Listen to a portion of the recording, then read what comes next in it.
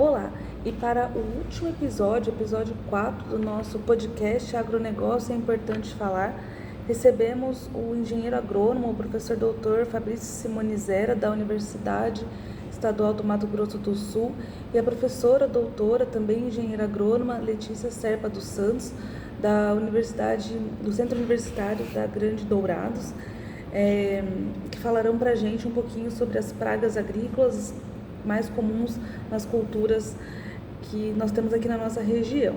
Então, muito obrigada, Letícia, Fabrício, grandes amigos contribuindo aqui para o nosso podcast. Obrigada. Olá, pessoal! Hoje a gente vai conversar um pouquinho sobre as pragas. Então, o que são as pragas? Pragas podem ser consideradas espécies de plantas, animais ou micro-organismos também que causam prejuízos econômicos ou ambientais. Então, a gente considera as pragas dependendo da quantidade desses indivíduos ali, né, na nossa lavoura, por exemplo, e também o que elas causam. Então, as pragas, elas podem comprometer a produtividade das culturas, reduzindo a qualidade dos produtos ou, em casos extremos, a perda total dessa safra, tá? E aí, o que a gente considera como praga, né? Podemos considerar os insetos, ácaros, nematóides, que vão causar ali danos tanto diretos quanto indiretos nas plantas, fungos, bactérias e vírus, né, que são os micro-organismos, e também as plantas daninhas, que vão estar ali, né, como plantas invasoras, que não são as plantas cultivadas, né, não é o nosso foco principal.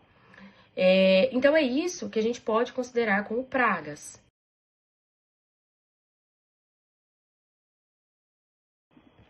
Agora, então, vou falar para vocês os principais exemplos de pragas das culturas. Começando ali com os insetos. Então, existem besouros que vão atacar as culturas, como Diabrótica speciosa, lagartas que vão se alimentar ali das folhas, por exemplo, a Anticarcia gematalis, principal lagarta da soja, percevejos que são sugadores, como o percevejo marrom e os quistozeros, pulgões, que são também sugadores, mosca branca, gafanhoto, formigas, existe uma diversa variedade de insetos que são considerados insetos pragas.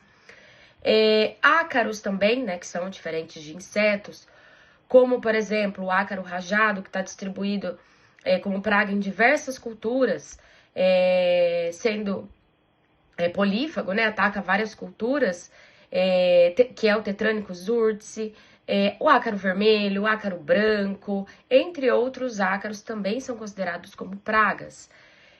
Os nematóides, que são vermes, né, bem pequenininhos, que geralmente atacam as raízes da planta, são difíceis de ver a olho nu, como os nematóides das galhas, o Meloidogena incógnita, nematóides do cisto da soja, o Heterodera glycinis, tem os nematóides das lesões das raízes, né, os pratilencos, entre outros nematóides que também são considerados como pragas.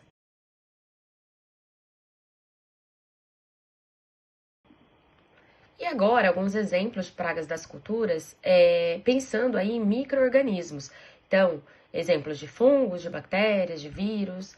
Quando a gente fala de fungos, né, eles são causadores de doenças como, por exemplo, oídio, todas as ferrugens, em especial aqui, né, vou dar um exemplo, a ferrugem da soja, a ferrugem asiática, a Phacospora pachyrizi, murchas. Quando a gente fala de bactérias, que elas são consideradas pragas, né, e vão causar doenças como a podridão, como manchas tanto em folhas, tanto em frutos, tá?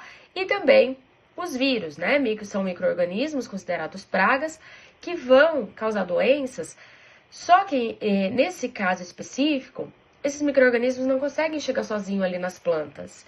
Eles vão chegar por meio de alguns vetores. E como vetores, temos aí ácaros, temos insetos, tá? Então, por meio desses vetores, esse vírus chega ali nas plantas, causando ali as doenças. Alguns vírus que vão causar esses problemas, essas doenças nas plantas, são potivírus, tospovírus, geminivírus, entre outros.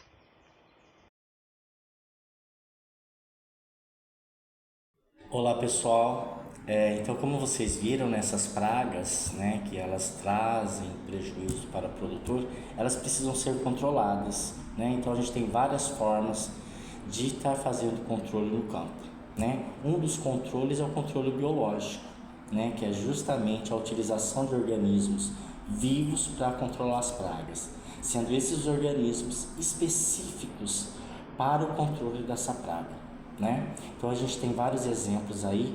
Um exemplo que eu vou passar para vocês é na cana-de-açúcar, né? Que a gente tem dois controles biológicos muito eficazes, né? Um é para a broca da cana-de-açúcar, que utiliza um parasitóide, uma vespinha, né? Cotésia flavips, e para controlar a cigarrinha da raiz da cana, utiliza-se também um fungo, né, entomopatogênico, né, o Metarrhizo anisoplane, né? Outra método a gente está podendo fazer o controle é as práticas culturais, né? O que são essas práticas culturais? Né? Fazer rotação de culturas, utilização de variedades resistentes, utilizações de plantas, iscas, né? Um bom preparo do solo, uma boa adubação, né? Deixar a sua cultura bem fortalecida.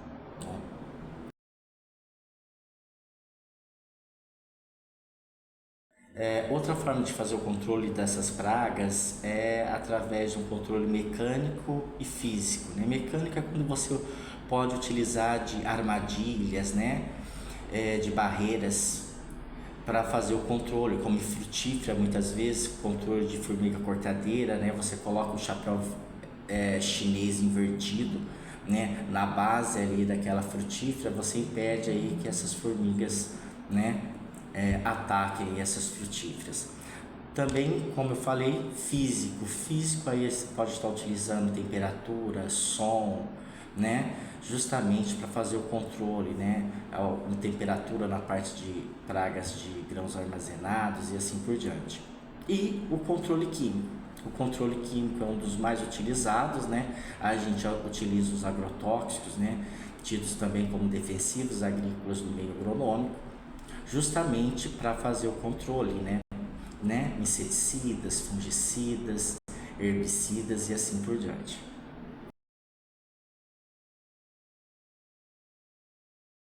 Fazendo o uso, né, correto desses controles, né, de forma eficiente, a gente precisa fazer o monitoramento dessas pragas, né, na cultura. Então é de extrema importância a gente ter conhecimento quais são as épocas de ocorrência, né, na fenologia dessas culturas.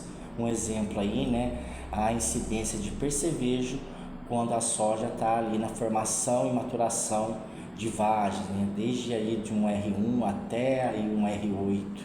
É importante a gente fazer o controle dessa praga, o monitoramento nessa cultura.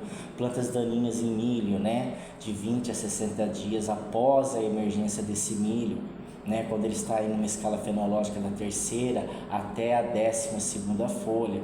Então, quer dizer, nós precisamos fazer um monitoramento para justamente saber as ações que precisamos ser tomadas, justamente para controlar elas e assim não ter prejuízo na lavoura, né? E justamente, né, a utilização do manejo integrado, né, dessas pragas, né? Justamente aí o conjunto da utilização do controle biológico junto com o controle mecânico, junto com o controle cultural, junto com o controle químico, né?